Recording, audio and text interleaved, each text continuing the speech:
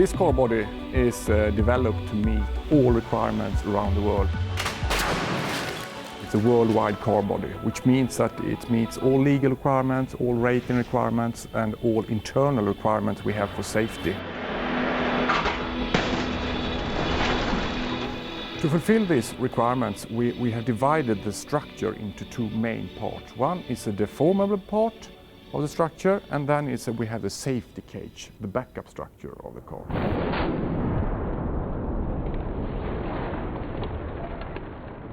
First we have the bumper beam, which is this component in aluminum, and we have a wide bumper beam with a high section for spreading the forces during the crash event. After the bumper beam we have the crash box.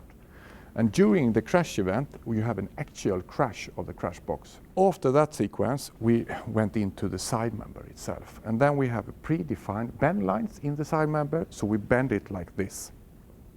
During that bending of the side member, we drop the force and we drop the pulse and the deceleration for the occupants, which is so important to secure that we have not too high forces from the restraint system to the occupants.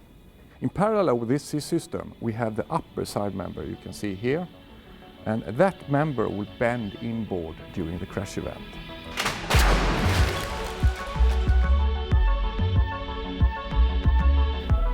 Now you can see here in the safety cage that we have some parts that have a different color. They are dark gray or black. The components we have here in the safety cage are hot formed steel, which means that they are produced from sheet blanks that we heat up to approximately 900 degrees before we stamp them. And then we stamp and form the part at the same time when we cool the part. By doing this, we can achieve what we call boron steel.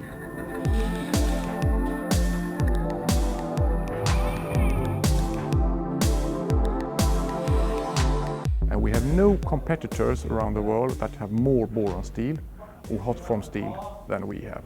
And we have in this generation of the XC90, we have one component in boron steel, 2.5 meters from this point all the way to this point, to secure that we have no weak point during the way in the A-pillar and the cantrail.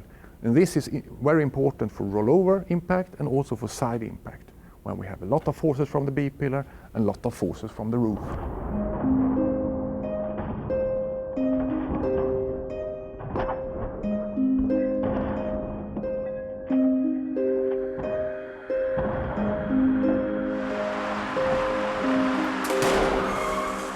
The main components in the side impact is the B-pillar.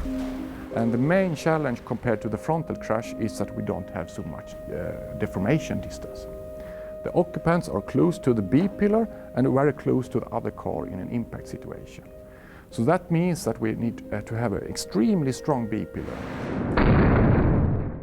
We have different thicknesses for each position in the B-pillar, which means that we can have a pendulum type of behavior of the B-pillar during the side impact. The high forces from the B-pillars are then spread into the roof structure and the cantrail and down to the sill structure. Then the forces from the side structure are spread to the other side with the seat cross members we have here and the roof cross members that we have.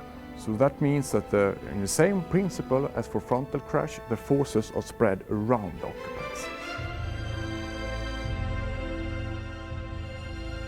Here we have the rear structure of the car, which is so important for rear crash performance. And the main challenges for this XC90 is to secure that we have equal safety level for the third row occupants.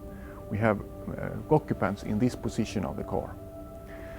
The basic principle is similar to frontal crash, which means that we have an aluminum bumper beam, wide aluminum bumper beam with high section for spreading the forces. And here we have the crash box, similar concept that we have in the front with actual crash in the crash box during the impact. And then we went into the side member where we have a bending and crashing mode of the side member in a high strength steel material. And after that we reach the boron steel. And when we reach the boron steel, we reach the safety cage and then the crash is over.